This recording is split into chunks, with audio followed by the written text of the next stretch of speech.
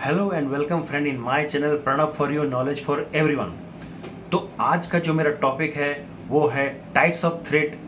Types of thread को मैं बताऊंगा उनके शेप के बेस पर कि किस तरह कौन सा शेप में कौन सा थ्रेड होता है। इसी में सारा कवर होता है, चाहे वो बीएसपी हो, यूएनसी हो, एनपीटी हो, एनपीएसएफ हो, सारे ही थ्रेड। जनरली थ्रेड तो दो ही तरह के होंगे, एक भी शेप में होता है और एक स्क्वायर शेप में होता है। तो आइए मैं ये शुरू करता हूँ types of thread in the base उसके शेप के हिसाब से। चलिए,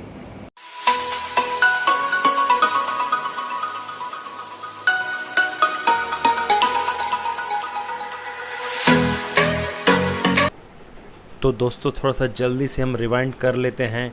जो मैंने प्रीवियस क्लास में जो थ्रेड प्लग गेज ट्रेनिंग दिया था उसमें मैंने थ्रेड के बारे में बताया था, तो एक रिवाइंड जल्दी कर लेते हैं। इसको कहते हैं हम लोग क्रेस्ट। ये हो गया ये साइड हम लोग का फ्लैंक्स। ये हो गया इसका रूट। ये हो गया अपना हेलिक्स एंगल। इस चीज़ को यहाँ से यहाँ जो है ये माइनर डायमीटर हो गया और ये हो गया मेजर डायमीटर, और इसका ठीक सेंटर से ये हो गया पिच डायमीटर। ये हो गया यहाँ से यहाँ इसका थ्रेड का पिच, और ये हो गया थ्रेड का एंगल, और ये हो गया आपका थ्रेड का डेप्थ। तो दोस्तों इसको मैं पहले भी बता चुका था, लेकिन थोड़ा सा रिवाइंड कर दे रहा हूँ ताकि आपको याद आ जाए। ये हो गया टेपर थ्रेड, जहाँ थ्रेड इस तरह से टेपर होता है, इसको कहते हैं हम लोग टेपर थ्रेड। और ये हो गया स्ट्रेट थ्रेड। तो दोस्तों आज हम इन थ्रेडों के बारे में जानेंगे जो टाइप्स ऑफ थ्रेड हैं। देखते हैं जैसे मैट्रिक की, inch, Whitworth, acme, modified square, buttress, सारभी, नक्कल, वॉर्म। आपने थ्रेड के बारे में सुना होगा, BSW, BSP, pipe thread, parallel thread, taper thread. ये सारे ही इन्हीं के ऊपर इंक्लूडेड है। तो मैं ज़्यादा समय इन्हीं को मैं अभी टारगेट बना के आपको बताता हूँ। तो सबसे पहले देखते हैं मैट्रिक थ्रेड। मैट्रिक थ्रेड में क्या होता है उसका हम डिफाइन करते हैं एम से, और एम के बाद जनरली उसका आउटर डायमीटर को मेंशन किया जाता है और साथ में उसका पिच डायमीटर को दिया जाता है। ये सबसे ज़्यादा यूज होने वाला थ्रेड है मैट्रिक थ्रेड। इसमें क्या होता है, एंगल जो होता है वो 60 डिग्री होता है, और इसका क्रेस्ट जो है वो फ्लैट होता है, और रूट जो होता है वो राउंडेड शेप में होता है। जैसे एग्जांपल देखिए कैसा रहता है, M8 इंटू 1.25। 8 क्या है इसका आउटर डायमीटर, और 1.25 है इसका रूट टू रूट पिच का डायमेंशन। ये जनरली असेंबली में bolted for standard assembly that need to be bolt together, किसी चीज़ को बोल्टिंग करने में यूज होता है। मैट्रिक थ्रेड का कुछ एग्जांपल देख लीजिए, जहाँ पर M8 जैसे ये एग्जांपल है, M8 इंटू 1, इसका थ्रेड का पिच mm में होगा 1, और मेल थ्रेड का OD mm में 8, इंच में 3.5, इसका फीमेल में 6.9, और फीमेल थ्रेड का इंच में 2.72। इस तरह से कुछ एग्जांपल यहाँ सेट किया गया है, मैट्रिक थ्रेड का दिया गया है। इसके बाद आते हैं हम इंच थ्रेड। ये भी मैट्रिक थ्रेड का जैसे ही होता है, लेकिन इसमें जो है ये थ्रेड पर इंच के हिसाब से इसको चेक किया जाता है। जैसे 3/8/16, या 16 क्या है थ्रेड पर इंच, यानी 1 इंच में 16 थ्रेड होंगे। इसका भी एंगल 60 डिग्री होता है, इसका क्रेस्ट फ्लैट होता है और राउंडेड शेप में होता है।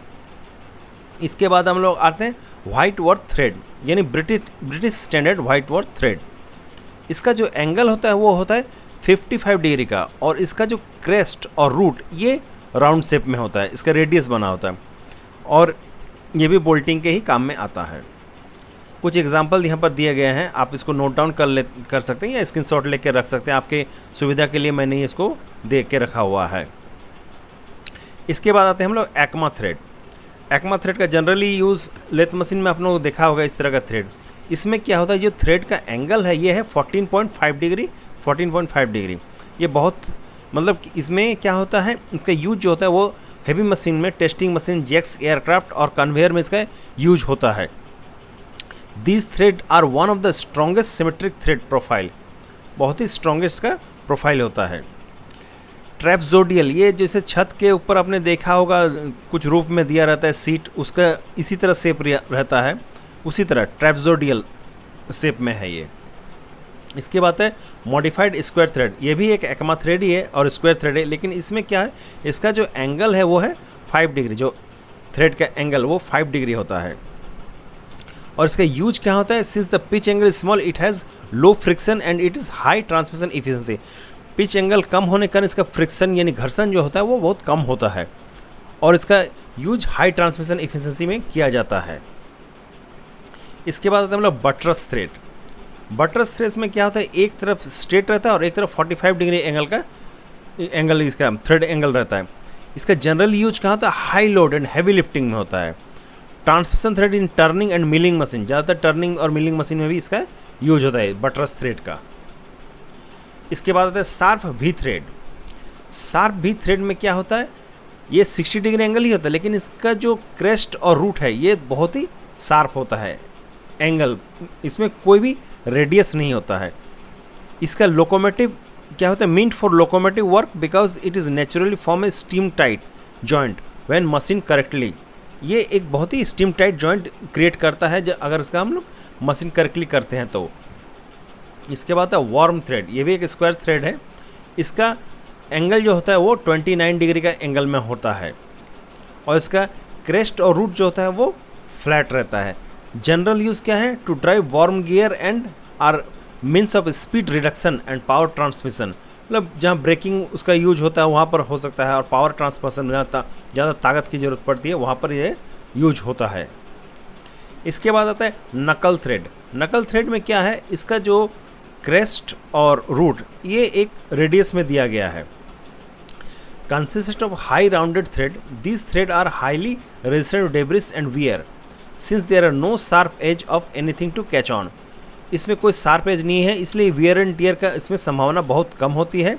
डिज़ायरेबल फॉर, यहाँ यूज कहाँ होता है, desirable for high load operation, जहाँ बहुत ज़्यादा लोड होता है। Where drives can be an use such as mining, जहाँ माइनिंग होता है लोकोमोटिव या इंडस्ट्रियल एप्लीकेशन में, वहाँ इसका यूज होता है ताकि इसका घर्षण से इसका घिस ना जाए, इसलिए ये इस तरह से दिया हुआ रहता है। उम्मीद करता हूँ कि आज का ये वीडियो आपको पसंद आया होगा। अगर पसंद आया तो शेयर जरूर कीजिएगा और लाइक बटन जरूर दबाइएगा और हाँ, मेरे चैनल को जरूर सब्सक्राइब कीजिएगा। और अगर कहीं कुछ बात पे समझ में ना आया हो तो कमेंट बॉक्स पर जरूर लिखिएगा, मैं उस पर आंसर देना कोशिश करूँगा। तो दोस्तों, थैंक यू फॉर वॉचिंग।